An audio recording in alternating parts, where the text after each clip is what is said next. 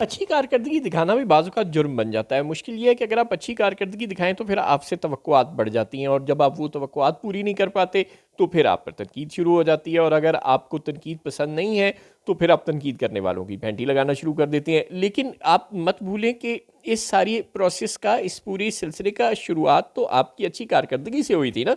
तो यही सोच के ज़रा खुश हो जाएँ और मज़ीद अच्छी कारकर्दगी दिखाने की कोशिश कर लें। हमें पता है कि पाकिस्तान में वज़ीर ख़ज़ाना का शहबाज शरीफ से कोई ताल्लुक़ नहीं, ये बराह रास्त रावलपिंडी के वज़ीर ख़ज़ाना है। हमें तो वैसे ये भी पता है कि वज़ीर दाखिला और वज़ीर आज़म का भी कोई ताल्लुक़ नहीं पाकिस्तान में अवाम के मैंडेट से, ये भी बराह रास्त रावलपिंडी के ही मुंतखब करता है। लेकिन बहरहाल वज़ीर ख़ज़ाना रावलपिंडी से आए हुए हैं। हमें पता है कि पाकिस्तान में डॉलर जो अंधाधुंध इसहाक डार के ज़माने में ऊपर जा रहा था, उसे कंट्रोल करने का पूरा क्रेडिट रावलपिंडी के पास है। हमें ये पता है कि डॉलर की स्मगलिंग, डॉलर की होर्डिंग और बॉर्डर्स पर वैसे भी स्मगलिंग को कंट्रोल करने में शुरू में आने के बाद रावलपिंडी की नई क़यादत ने बड़ा ज़ोर मारा था और बिल्कुल इन चीज़ों को कंट्रोल किया था।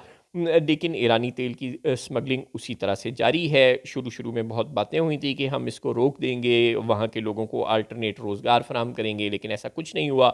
फिर एक दूसरा जो स्मगलिंग को और बहुत सी जगहों से रोकने की कोशिश की गई है, अफ़गान बॉर्डर से रोकने की कोशिश की गई है।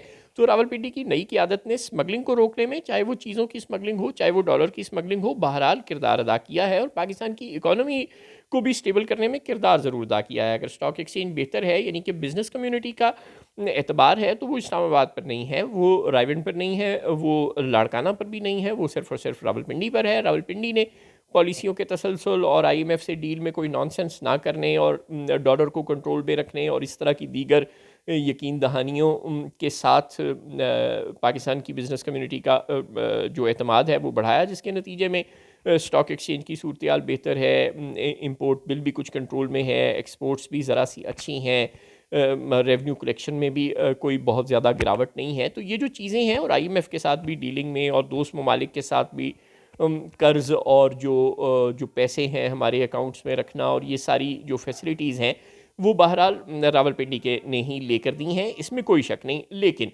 क्या जो ईरानी तेल के स्मगलिंग की और जो दीगर स्मगलिंग्स की मसाइल जो अभी तक जारी हैं, उनको कंट्रोल करना फिर रावलपिंडी का काम नहीं है? क्या कोई सिविलियन हुकूमत पाकिस्तान में स्मगलिंग को कंट्रोल कर सकती है? ज़ाहिर है नहीं कर सकती। स्मगलिंग बॉर्डर के ज़रिए होती है, और बॉर्डर्स की मैनेजमेंट रावलपिंडी के पास है, इस्लामाबाद के पास नहीं है। और फिर जो अब एक प्रो रावलपिंडी ही रिपोर्टर जो अभी खबर दे रहे हैं, जो कि बहुत पुरानी खबर है, हम सब उससे बहुत अच्छी तरह से वाकिफ़ हैं कि अफ़गान ट्रांजिट ट्रेड किस वहशियाना अंदाज़ में पाकिस्तान में इस्तेमाल होता है, ओवर बिलिंग पोर्ट्स पर किस वहशियाना अंदाज़ में होती है, अंडर इनवॉइसिंग की वजह से टैक्स की मद में कौमी ख़जाने को कितना नुकसान पहुंचाया जाता है। वो आशिर अज़ीम भाई जो बेचारे कई सालों से चीख रहे हैं, जो अब दिल बर्दाश्ता होकर कनाडा भी जाकर पता नहीं कितने साल हो गए उन्हें, जो जिन्होंने वो पैक्स का सिस्टम बनाया था, और वो कहते थे कि किसी तरह कोई टैक्स चोरी नहीं हो सकेगी वगैरह वगैरह, और सब कुछ फेयरनेस हो सकेगी, और कस्टम के जो हुकाम हैं, जो उमाल हैं, उनका कोई रोल नहीं रहेगा, सब कुछ ऑटोमेटेड तरीके से हो सकेगा। मुशर्रफ दौर की ये कहानी है, और वो सारा सिस्टम हमने उखाड़ फेंका, और उसके बाद फिर वही उम्माल को हमने रोल दे दिया। वो टैक्स कलेक्ट करते हैं, और जब टैक्स देने वाला और टैक्स लेने वाला कुछ मेज़ के आमने सामने आगे पीछे बैठते हैं, तो फिर बदनवानी पर ही बात ख़त्म होती है। लेन देन करके, आपस में गिव एंड टेक करके मामलात को सेटल डाउन कर लिया जाता है। तो अब खबर ये आ रही है अब उन अंकल की जानिब से जो कि रावलपिंडी के बहुत मंजूर नज़र अंकल हैं। वो अंकल हमें बता रहे हैं कि तकरीबन 18 अरब डॉलर का सालाना नुकसान होता है पाकिस्तान को, तकरीबन 5,000 अरब रुपए का सालाना नुकसान होता है, सिर्फ पोर्ट्स के गलत इस्तेमाल की वजह से। कराची पोर्ट, गवादर पोर्ट, बिन कासिम पोर्ट के गलत इस्तेमाल की वजह से यहाँ पर ओवर इन्वाइसिंग होती है, यहाँ पर अंडर इन्वाइसिंग होती है, अफगान ट्रांजिट ट्रेड का गलत इस्तेमाल होता है, और बंदरगाहों को उनकी कैपेसिटी से कम इस्तेमाल किया जा रहा है। इन तमाम मसाइल की वजह से, मिस मैनेजमेंट की वजह से, बैड गवर्नेंस की वजह से, और ये मैरीटाइम सिक्योरिटी के बहुत से मामलात रावलपिंडी के बराह रास्त इख्तियार में होते हैं। और वैसे तो कस्टम शस्टम भी रावलपिंडी को ही जवाब दिया है, इस्लामाबाद को तो कोई घास ही नहीं डालता।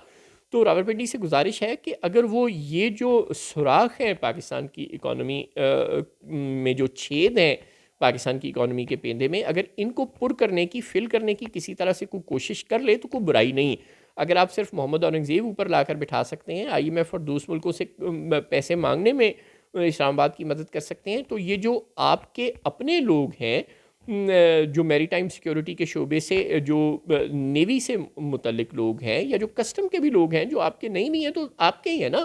جب وزیر اعظم ہی آپ کا ملازم ہے تو یہ چھوٹے موٹے ملازم تو آپ کے لیے کنٹرول کرنا کوئی مسئلہ ہی نہیں ہے. یہ اگر آپ چاہیں تو 2 منٹ میں کنٹرول کر سکتے ہیں. افغان ٹرانزٹ ٹریڈ کا مسئلہ اور ان سارے مسائل کو کنٹرول کرنے کی کوشش کرنے آپ کی مہربانی، کوئی برائی نہیں ہے.